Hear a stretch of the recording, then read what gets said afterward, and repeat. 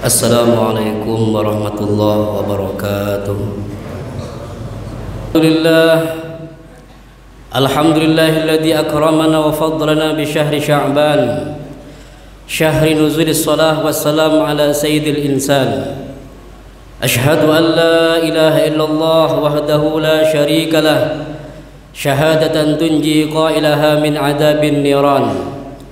Wa ashhadu anna sayyidina Muhammadan abduhu wa rasuluh, al-mab'uts rahmatan lil alamin, nabiyya akhiriz zaman. Allahumma salli wa sallim wa barik ala sayyidina wa habibina wa syafi'ina wa qurrati a'yunina Muhammad sayyidi waladi adnan wa ala alihi wa sahbihi wa man tabi'ahum bi ihsan min yaumina hadza ila yaumil ba'tsi wal mizan.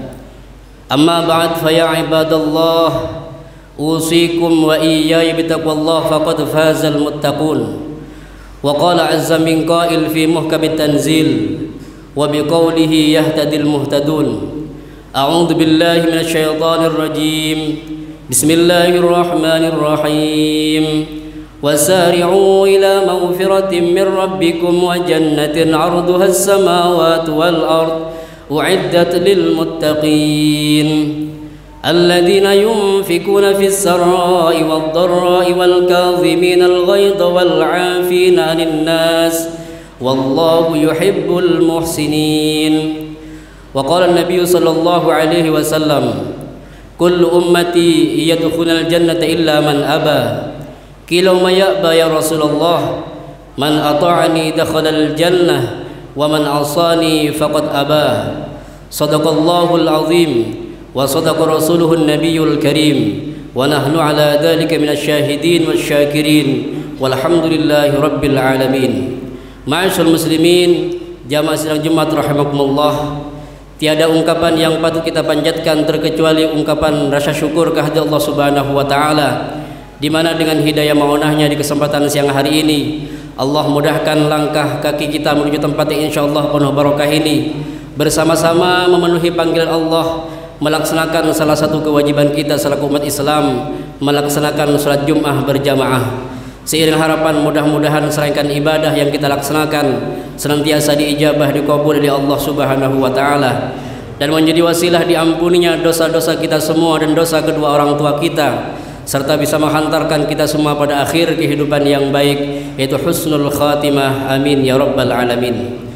Pada kesempatan yang mulia ini, izinkan Al-Fakir selaku khatib senantiasa berwasiat kepada diri kami pribadi dan kepada seluruh jamaah pada umumnya untuk senantiasa meningkatkan kualitas keimanan ketakwaan kita kepada Allah Subhanahu wa taala. Suatu hari Rasulullah bertanya kepada para sahabatnya, "Kaifa asbahtum?" Bagaimana kabar kalian para sahabatku di pagi ini? Para sahabat menjawab, asbahna mu'minina billah. Wahai Rasulullah, pagi ini alhamdulillah kami dalam keadaan beriman kepada Allah Subhanahu wa taala. Wa ma alamatu imanikum? Rasulullah bertanya lagi, apa tanda-tanda keimanan kalian? Para sahabat menjawab, nasbiru alal bala. Kami bisa bersabar ketika ditimpa musibah. Wa nashkuru ala rakha, dan kami bisa bersyukur kepada Allah ketika diberikan nikmat dan kesenangan. Wa narda bil qada, dan kami ridha terhadap qada atau ketentuan yang diberikan oleh Allah Subhanahu wa taala. Inilah ciri-ciri orang yang beriman, yang bertakwa kepada Allah Subhanahu wa taala. Kemudian Rasulullah menjawab, antumul mu'minuna haqqan. Kalau begitu para sahabatku, kalau kalian bisa menjalankan yang tiga tadi, sabar ketika diberikan musibah, bersyukur ketika diberikan nikmat, dan ridho terhadap qada Allah, antumul mu'minuna haqqan, kalianlah orang yang beriman sesungguhnya. Ma'asyiral muslimin rahimakumullah, saat ini kita masih berada di bulan Sya'ban, bulan yang diapit dengan dua bulan yang mulia, yaitu bulan Rajab dan bulan Ramadan. Di bulan Sya'ban ini ada beberapa kejadian yang perlu kita perhatikan selaku umat Islam. Yang pertama adalah kejadian tahwil kiblah. Ini terjadi di bulan Sya'ban, yaitu peristiwa pergantian kiblat, di mana awal-awal Rasulullah hijrah dulu, beliau diperintahkan oleh Allah untuk menghadap ke Baitul Maqdis di Palestina. Rasulullah sebenarnya lebih suka menghadap ke Baitullah. Dalam hatinya beliau kurang sreg, kurang suka ketika diperintahkan untuk menghadap ke Baitul Maqdis. Kenapa? Karena Baitul Maqdis juga merupakan kiblat kaum Yahudi. Orang Yahudi beribadah menghadap ke Baitul Maqdis. Tapi karena itu sudah perintah Allah, maka beliau jalankan dengan sukacita. Tapi Allah kemudian mengijabah keinginan beliau, yang akhirnya oleh Allah dipindahkan kiblatnya dari Baitul Maqdis ke Baitullah kembali. Dan itu terjadi di bulan Sya'ban pada tahun kedua Hijriah. Umat Islam pada waktu itu menghadap ke Baitul Maqdis berjalan selama 17 bulan 3 hari. Kemudian yang kedua, hadirin yang dirahmati Allah, di bulan Sya'ban juga turunlah ayat yang mengandung perintah sholawat, yaitu ayat innallaha wa malaikatahu yusholluna 'alan nabi ya ayyuhalladzina amanu shallu 'alaihi wa sallimu taslima. Ayat ini turun di bulan Sya'ban. Ayat yang mengandung perintah sholawat dan salam kepada Rasulullah, sehingga di bulan Sya'ban kita juga dianjurkan untuk memperbanyak sholawat dan salam kepada Rasulullah sebanyak-banyaknya.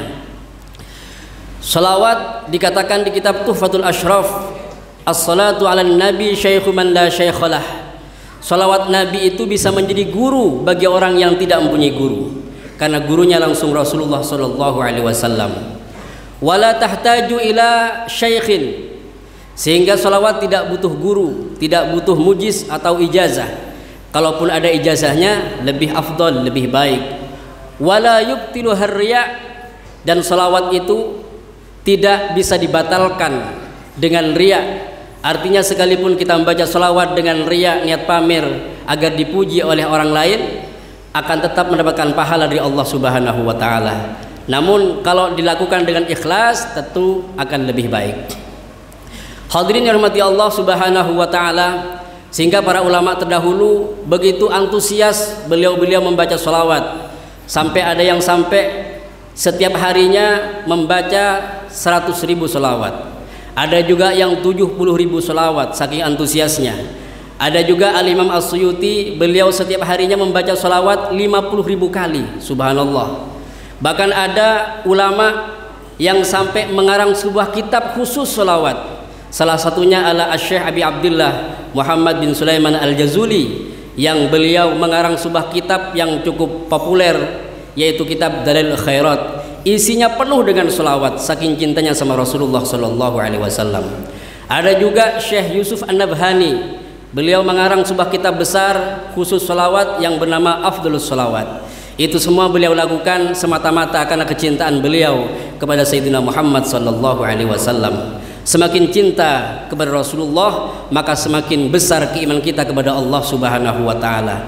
Sholawat mempunyai kedudukan yang luar biasa dalam ibadah kita, sampai sholawat dijadikan sebuah rukun qauli dalam sholat. Andaikan kita sholat tanpa bersolawat, maka tentu tidak akan diterima oleh Allah Subhanahu wa taala. Dan Syekh Nawawi Al-Bantani dalam salah satu karyanya Qami'ut Tughyan, beliau menukil salah satu hadis Rasulullah sallallahu alaihi wasallam yang bunyinya, man law anna 'abdan jaa yaumal qiyamah bihasanati ahli dunya.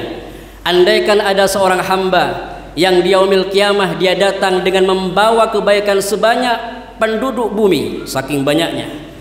Walam takun fihi salatu alayya, tetapi di amal tersebut tidak ada salawat kepada Rasulullah sallallahu alaihi wasallam, lam tuqbal wa turaddu alaih, maka semua amal tersebut sebanyak apapun tentu akan ditolak, tidak diterima oleh Allah Subhanahu wa taala. Ini menunjukkan begitu pentingnya posisi salawat dalam ibadah umat Islam. Sehingga monggo di bulan Sya'ban ini tetap kita lestarikan, kita lanjutkan pembacaan salawat dan salam kepada Rasulullah sallallahu alaihi wasallam. Mudah-mudahan kita semua mendapatkan syafaat beliau. Amin ya rabbal alamin. Kemudian di bulan Sya'ban ini juga ada sebuah peristiwa besar yang bernama Raf'ul A'mal. Ada kejadian atau peristiwa di mana buku amal manusia disetorkan kepada Allah Subhanahu wa taala. Yaitu kejadiannya pada malam nisfu Sya'ban, yang insya Allah tadi malam kita sudah melalui semuanya. Di malam nisfu Sya'ban ditutuplah buku amal kita selama setahun, disetorkan ke hadirat Allah Subhanahu wa taala. Harapannya mudah-mudahan amal ibadah kita diterima oleh Allah dan dosa-dosa kita diampuni oleh Allah. Amin ya rabbal alamin. Bahkan di malam nisfu Sya'ban ada sebuah hadis yang mengatakan innallaha la yattali'u fi lailatin nisfi min Sya'ban, bahwa di malam nisfu Sya'ban Allah memandang setiap hambanya bi'ainir rahmah, dengan pandangan rahmat, fayaghfiru li jami' khalqih, kemudian Allah mengampuni dosa-dosa makhluknya tanpa terkecuali. Semuanya diampuni oleh Allah Subhanahu wa taala. Namun ada dua orang yang ternyata tidak mendapatkan maghfirah, ampunan Allah. Yang pertama adalah musyrikun, orang yang syirik, orang yang menyekutukan Allah, orang yang masih menganggap ada kekuatan selain Allah, ada makhluk yang memberikan manfaat mudarat selain Allah. Maka orang seperti ini berarti dia menyimpan kesyirikan kepada Allah Subhanahu wa taala. Di malam nisfu Sya'ban dia tidak mendapatkan maghfirahnya. Yang kedua yang tidak mendapatkan ampunan Allah di malam nisfu Sya'ban adalah musyahin, orang yang masih menyimpan dendam, orang yang masih menyimpan benci kepada orang lain. Orang seperti ini tidak akan mendapatkan ampunan Allah Subhanahu wa taala. Makanya monggo di kesempatan yang mulia ini juga kita niatkan nanti untuk saling maafkan satu sama lain agar kita mendapatkan maghfirah ridha Allah Subhanahu wa taala. Sambung tali silaturahim. Agama menganjurkan kita untuk menyambung silaturahim, dan agama tentu melarang kita untuk memutus tali silaturahim. Qati'ur rahim la yadkhulul jannah. Orang yang memutus tali silaturahim maka dia tidak akan masuk surga, sebagaimana keterangan dalam salah satu hadis, innar rahmata la tanzilu ala qaumin fihim qati'ur rahim. Sesungguhnya rahmat Allah tidak akan turun kepada satu komunitas yang di situ ada orang yang memutus tali silaturahim. Bahkan ada makalah yang menyebutkan qati'ur rahim mal'un walau mata fi jawfil Ka'bah. Orang yang memutus tali silaturahim maka akan dijauhkan dari rahmat Allah, dilaknat oleh Allah sekalipun dia matinya di dalam Ka'bah. Ada sebuah hikayah yang terdapat di kitab Irsyadul Ibad halaman 94, hikayah yang disampaikan oleh Al-Imam Ibnu Hajar, bahwa dulu disebutkan ada seorang saudagar kaya raya. Dia hendak melaksanakan ibadah haji ke Mekah, dan dia kemudian menitipkan hartanya 1000 dinar kepada temannya yang dia kenal ahlus shalah, temannya yang dia kenal sangat baik sekali, bahkan temannya termasuk ahlul amanah, mempunyai sifat amanah. Dia titipkan uangnya ke orang tersebut. Berangkatlah saudagar ini melaksanakan ibadah haji. Kemudian sepulang melaksanakan ibadah haji dia cari temannya. Ternyata temannya sudah nggak ada. Bahkan anak-anaknya mengatakan ayahnya sudah meninggal dunia. Kemudian orang kaya ini, saudagar ini menanyakan hartanya, dan ternyata anak-anaknya nggak ada yang tahu, tidak tahu tentang keberadaan harta yang dia titipkan. Kemudian dalam kondisi kebingungan dia bertanya kepada seorang ulama besar pada waktu itu bagaimana solusi dari permasalahan yang ia hadapi. Kemudian oleh ulama tersebut disarankan, coba kamu datangi bi'ru Zamzam, sumur Zamzam, dan panggil nama tersebut. Kalau memang dia min ahlil khair, termasuk orang yang baik, dia pasti akan memenuhi panggilanmu, dia akan pasti nyaut. Berangkatlah orang kaya ini dan dia datang di bi'ru Zamzam, sumur Zamzam. Kemudian dia panggil temannya itu, ternyata nggak ada jawaban. Hadirin yang dirahmati Allah.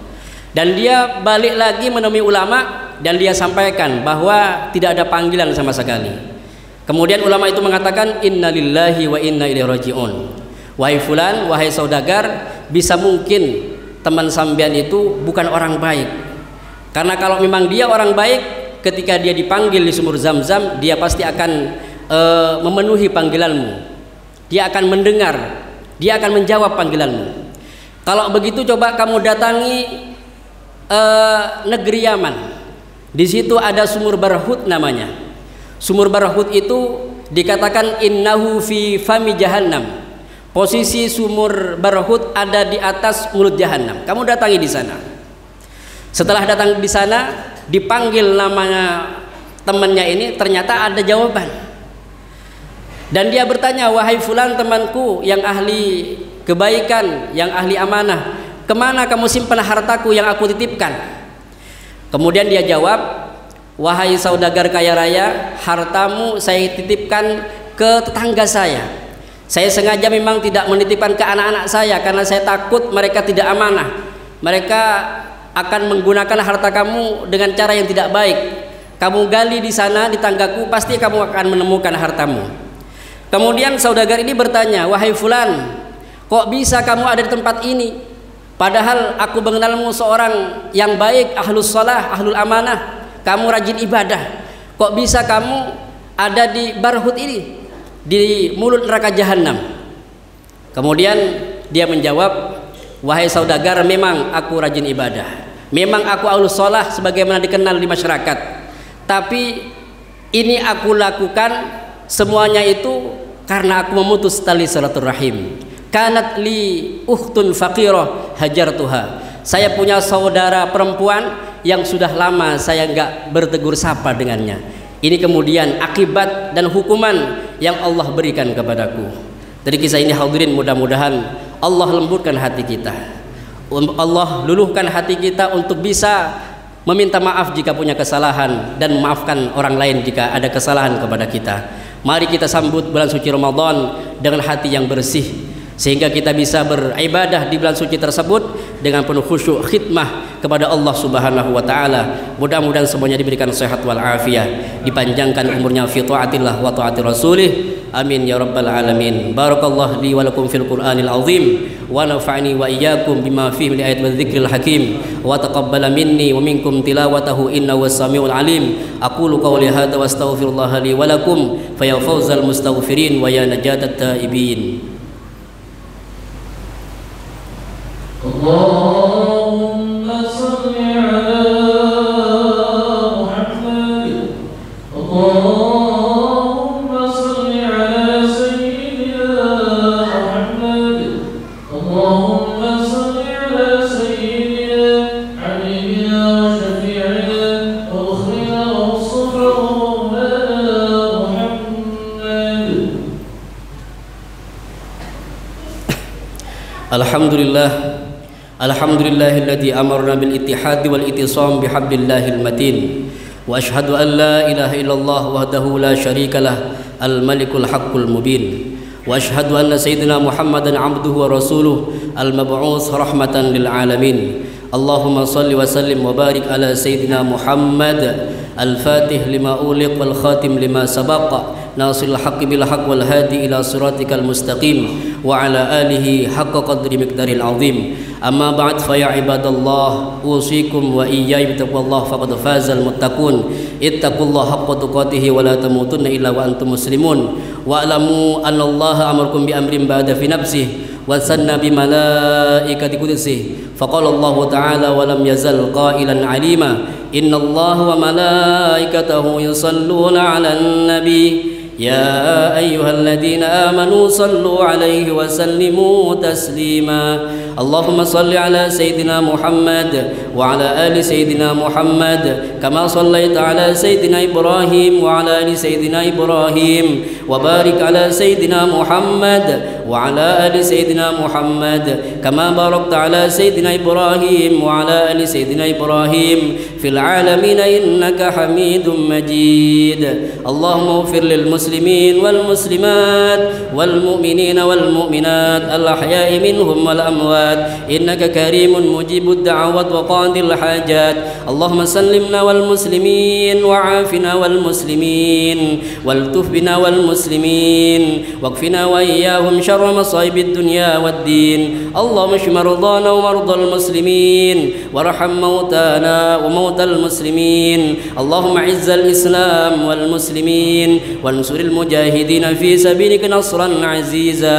اللهم كما بلغتنا شعبان فبلغنا رمضان في صحة وعافية وبلوغ المرام واكتبنا ممن صامه وقامه إيمانا واحتسابا حتى نهضى بالغفران وسكن الجنان والعتق من النيران. ربنا آتنا في الدنيا حسنة وفي الآخرة حسنة وقنا عذاب النار. عباد الله إن الله يأمر بالعدل والإحسان وإيتاء ذي القربى وينهى عن الفحشاء والمنكر والبغي يعظكم لعلكم تذكرون فاذكروا الله يذكركم واشكروه على نعمه يزدكم واسألوا من فضله يؤتكم ولذكر الله أعز وأجل وأكبر.